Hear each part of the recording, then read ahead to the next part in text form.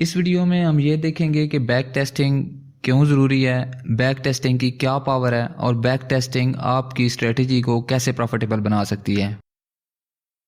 Back testing में ये होता है कि आप अपनी स्ट्रेटजी को हिस्ट्री डाटा पे टेस्ट करते हैं, उसकी परफॉर्मेंस और उसके अलग अलग जो की मैट्रिक्स हैं उनको नोट करते हैं।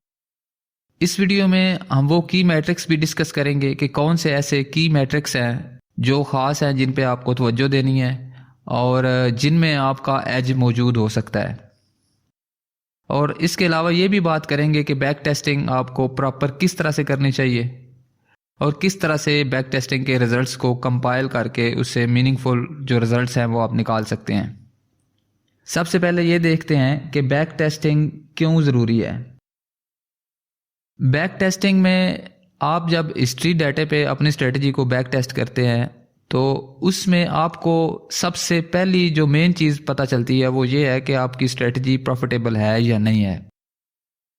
तो बैक टेस्टिंग किसी भी ट्रेडिंग सिस्टम या स्ट्रेटजी को बनाने का पहला मरहला है, तो इसको किसी भी तरह से मिस नहीं किया जा सकता।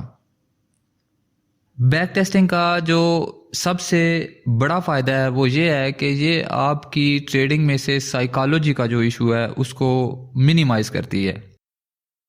यानी आप अपनी स्ट्रेटजी को 300, 500 या 700 ट्रेड्स पे जब बैक टेस्ट करते हैं हिस्ट्री डाटा पे, तो आपको कई चीज़ें पता चलती है, जिसमें आपका विन रेट, आपका risk to reward ratio possible कौन सा बेहतर हो सकता है। इसके अलावा आपका ड्रॉ डाउन अकाउंट को जो फेस करना पड़ा है वो सारी चीज़ें आपके सामने आती हैं। और इसके अलावा ये भी पता चलता है कि स्ट्रेटजी प्रॉफिटेबल ओवरऑल है या नहीं है। साथ ही आप मार्केट की मुख्तलिफ कंडीशंस को देखते हैं और उन कंडीशंस को देखते हुए आपकी एक साइकोलॉजी जो बराह रास्त मार्केट में जब आपको वो कंडीशंस फेस करनी पड़ती हैं तो वो बराह रास्त भी आप उनको फेस कर पाते हैं, एक साइकोलॉजी बिल्ड होती है आपकी। तो इसलिए बैक टेस्टिंग करना बहुत ज़रूरी है और इसको स्किप नहीं किया जा सकता। दूसरा अहम पॉइंट ये है कि बैक टेस्टिंग में आपका सैंपल साइज बहुत मैटर करता है। सैंपल साइज ये होता है कि आप बैक टेस्टिंग के लिए कम से कम कितनी ट्रेड्स आप जो है उनको बैक टेस्ट करते हैं। जो रिकमेंडेड सैंपल साइज है वो कम से कम 300 ट्रेड्स का है और इससे ज़्यादा अगर हो तो वो बेहतर है, लेकिन कम से कम 300 ट्रेड्स का सैंपल साइज आपको बैक टेस्ट करना है। 300 का सैंपल साइज ऐसा है कि इसमें आपको तकरीबन सारी मार्केट की कंडीशंस जो हैं वो आप फेस करते हैं बैक टेस्टिंग करते हुए, यानी आपकी स्ट्रेटजी भी सारी कंडीशंस को फेस करती है, जिसकी वजह से उसकी ओवरऑल प्रॉफिटेबिलिटी जो है वो आपको मिलती है। यानी आप इसको ट्रेंड के अगेंस्ट भी टेस्ट कर पाते हैं, आप कंसोलिडेशन जो कि साइडवेज मार्केट होती है उसमें भी टेस्ट कर पाते हैं। इसके अलावा आप इसको एक अप ट्रेंड में या बुलिश मार्केट में भी टेस्ट कर पाते हैं। तो यानी मार्केट की जो डिफरेंट कंडीशंस हैं वो सारी इसमें शामिल हो जाती हैं आपकी स्ट्रेटजी में, आपको सारी फेस करते हैं, तो उसके जो कंपाइल्ड रिजल्ट्स हैं वो मीनिंगफुल होते हैं। बैक टेस्टिंग किसी भी नए ट्रेडर में कॉन्फिडेंस बिल्ड करने के लिए एक मेन किरदार अदा करती है। जो भी नए ट्रेडर्स हैं, ताकि पुराने ट्रेडर्स को भी ये साइकोलॉजी के इश्यूज फेस करने पड़ते हैं कि कॉन्फिडेंस नहीं होता ट्रेड्स पे। तो जब आप इतनी ट्रेड्स बैक टेस्ट कर लेते हैं तो आपको एक कॉन्फिडेंस जो है वो हासिल होता है, फिर आप मार्केट में प्रॉपर एग्जीक्यूशन जो है वो कर पाते हैं। तो बैक टेस्टिंग एतमाद भी आपकी ट्रेडिंग में पैदा करती है। अब इस बारे में बात करते हैं कि बैक टेस्टिंग को किस तरह से करना चाहिए। ये डिपेंड करता है आपकी स्ट्रेटजी पे, जो आपने रूल बनाए हैं सिस्टम के। तो बेसिकली आपने अपने रूल्स को बैक टेस्टिंग में समझ लें रिलीजियसली फॉलो करना है।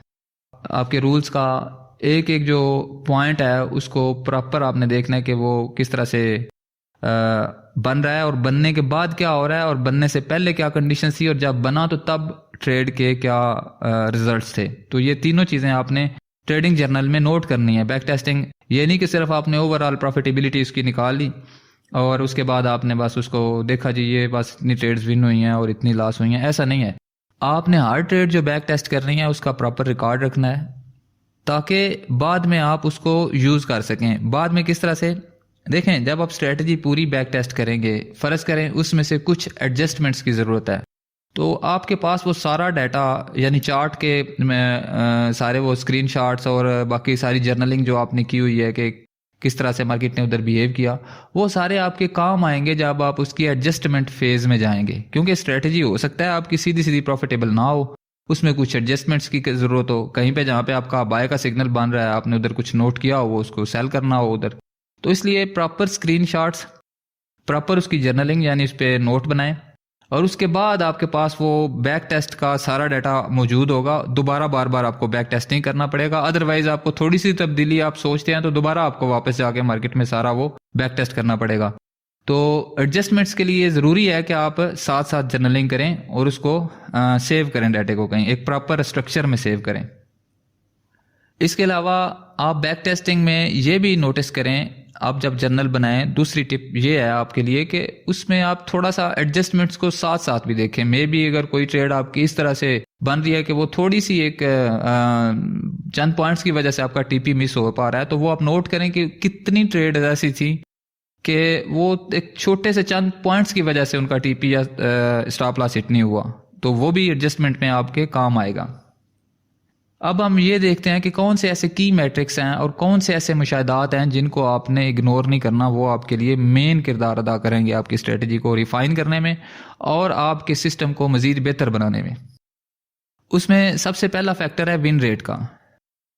स्ट्रेटजीज दो किस्म की होती हैं। आप नोट करें कि मार्केट से रेगुलर प्रॉफिट बनाने के लिए आपके पास मार्केट के लिए एज होना चाहिए। एज को आप दो तरह से डिफाइन कर सकते हैं चार्ट पे। नंबर एक तो आपके पास विन रेट का एज हो सकता है, और नंबर दो आपके पास रिस्क टू रिवार्ड रेशो का एज हो सकता है। विन रेट से मुराद ये है कि हो सकता है आपकी स्ट्रेटजी का रिस्क टू रिवार्ड रेशो तो कम हो, जिस तरह से एक के बदले $1 आपको मिल रहा हो, लेकिन आपका विन रेट हाई हो, 60, 70, 80% हो, तो फिर भी आप प्रॉफिटेबल हैं। और दूसरी कंडीशन ये हो सकती है कि आपकी स्ट्रेटजी का विन रेट तो कम आए, 30, 40 के आसपास आए, लेकिन आपका रिस्क टू रिवार्ड रेशो एक के बदले $5 या $10 हो या $3 हो फर्ज करें। अगर आप एक के बदले $3 ले रहे हैं और आपका विन रेट 40% भी है, तो फिर भी आप अगर कैलकुलेशन करें तो आप इंतहाई प्रॉफिटेबल हैं। तो इसलिए अपना एज डिफाइन साथ साथ करें, देखते जाएं कि आपका स्ट्रेटजी का जो एज है वो किस साइड पे है, विन रेट वाली साइड पे है या फिर रिस्क टू रिवार्ड रेशो वाली साइड पे है। इसलिए की मैट्रिक्स में आपका पहला जो फैक्टर है वो विन रेट है, और की मैट्रिक्स का जो दूसरा आपका पहलू है वो रिस्क टू रिवार्ड रेशो है। इसको आप इग्नोर नहीं कर सकते। तीसरा की मैट्रिक जो आपने देखना है वो ये देखना है कि ड्रा डाउन आपके अकाउंट में कितना आ रहा है।